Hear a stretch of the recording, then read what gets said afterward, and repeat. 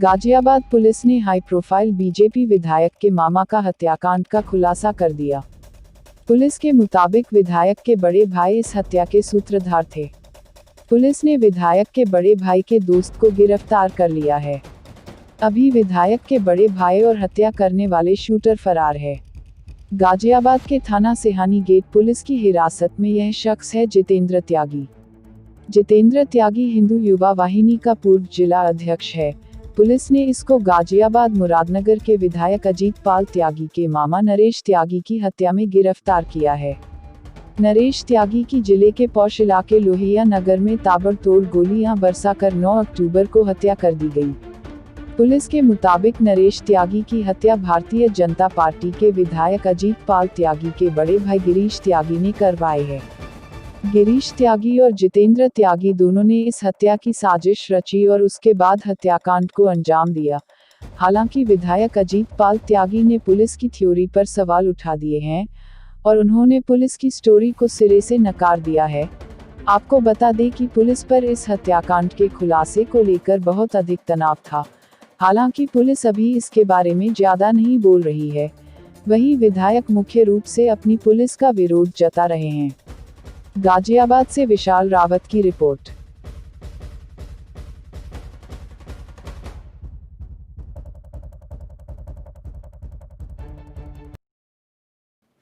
नरेश त्यागी हत्याकांड का खुलासा आज हुआ है।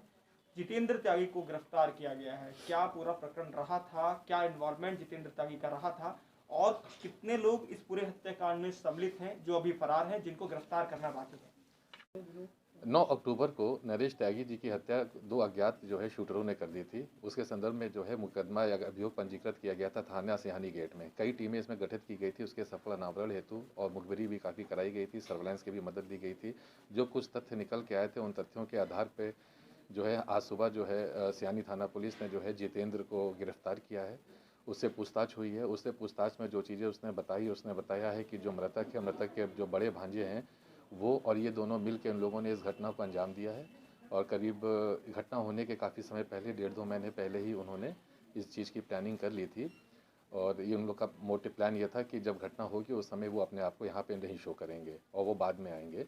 लेकिन बाद में जब ये खबर खोली तो जैसा कि इससे पूछताछ में इसने बताया कि कुछ घबराहट प्रॉब्लम या जो भी थी, इन लोगों ने अपना फ़ोन स्विच ऑफ कर दिया और लगातार फिर फरारी काटते रहे और इसी वजह से ये लोग अंतिम संस्कार में भी शामिल नहीं हो पाए।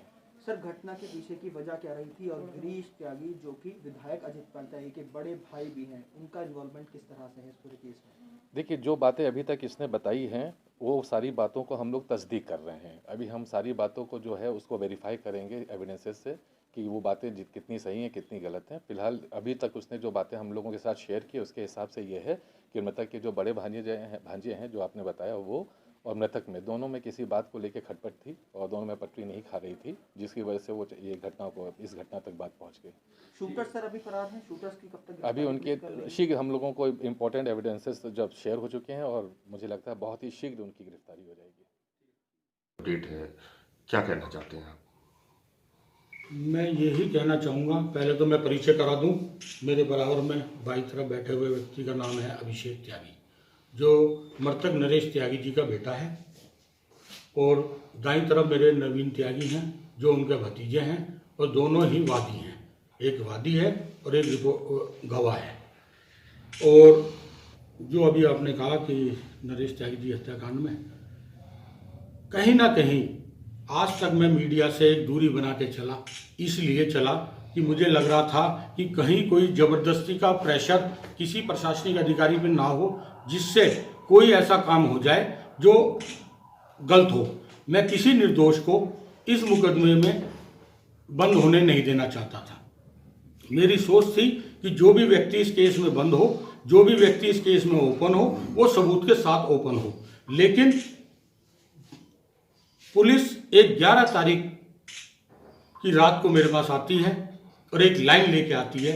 लाइन 11 तारीख नहीं, मैं तो कहूँगा 9 तारीख की 11 बजे तक उस लाइन को पुलिस ले चुकी थी और 9 तारीख के 11 बजे से पहले उस लाइन पे काम पुलिस के द्वारा शुरू करा जा चुका था।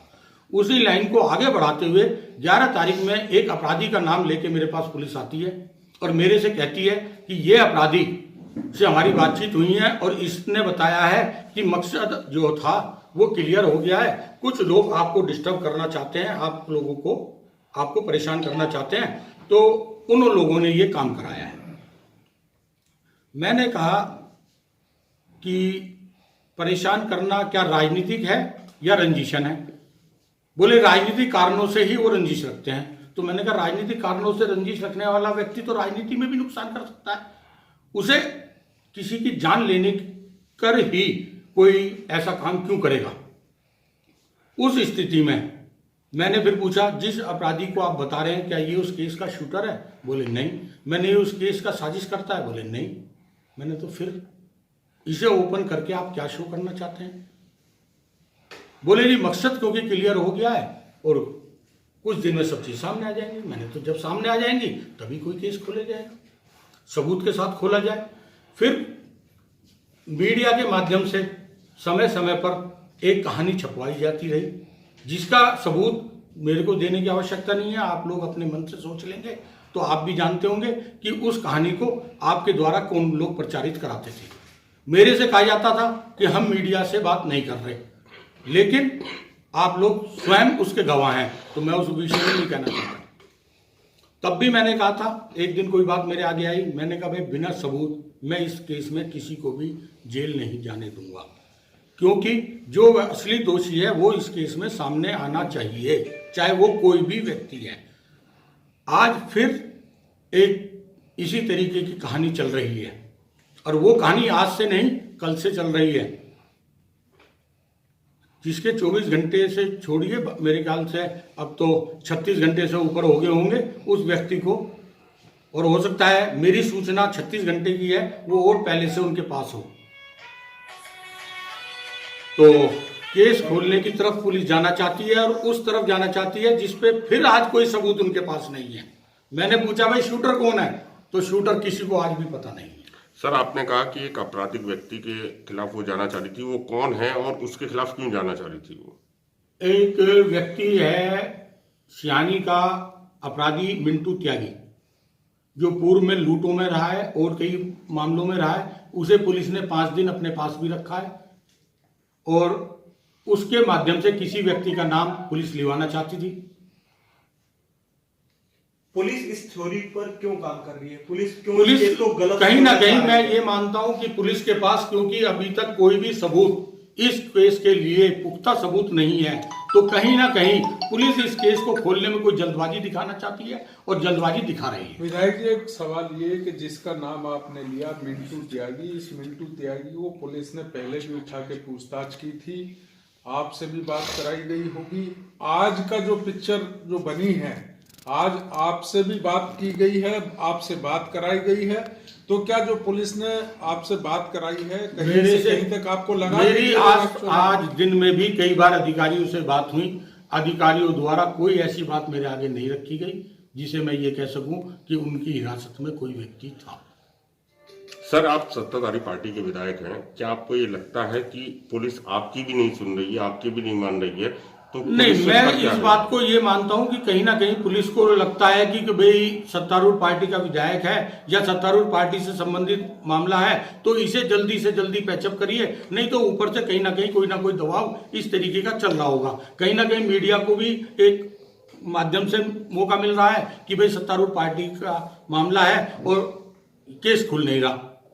बिना आपको कॉन्फिडेंस में लिए पुलिस इस थ्योरी पर पहले से ही क्या काम कर रही थी? मेरे साथ बिल्कुल पहले दिन से इसी थ्योरी पे काम कर रही थी। 3 घंटे 4 घंटे के अंदर से ही इस थ्योरी पे लग गई थी और इस घड़ी तक भी उस एंगल के अलावा मुझे नहीं लगता पुलिस ने कोई काम किया है। आपने बताया पुलिस आपके टच में नहीं थी और इस थ्योरी पे काम कर नहीं, रही थी। आपको पुलिस आगे मेरे पता टच था? में आई।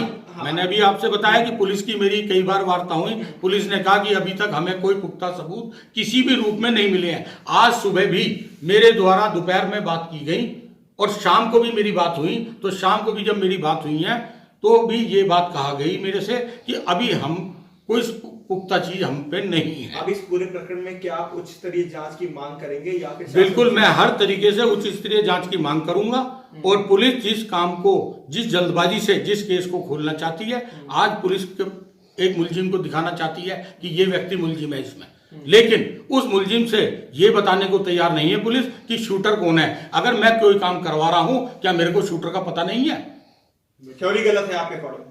भाई मैं तो कह रहा हूं, आप बताइए मेरे अकॉर्डिंग अगर गलत है। चलिए मैं पीड़ित हूं, मेरी कोई इंटेंशन हो सकती है, लेकिन मैं तो आप लोगों से पूछ रहा हूं कि अगर कोई व्यक्ति, मैं ही अपने ऊपर अब इस आरोप को लेते हुए कहता हूं कि अगर मैंने ये केस कराया है तो क्या मेरे को शूटर का पता नहीं होगा?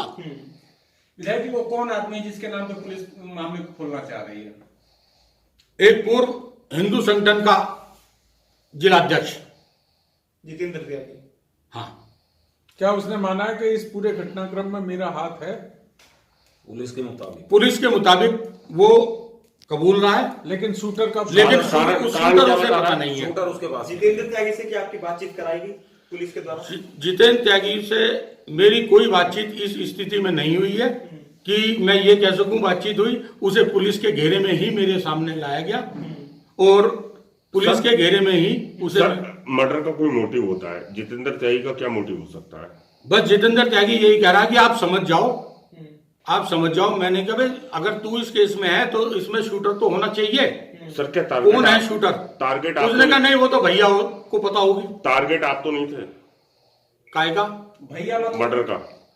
उसने भैया शब्द यूज किया, मैं नहीं जानता किसके लिए कह रहा है वो। मैंने कहा भाई अगर तुम्हें इस केस की जानकारी है और तुम इस केस में इन्वॉल्व हो तो फिर ये क्यों नहीं बताते शूटर कौन है?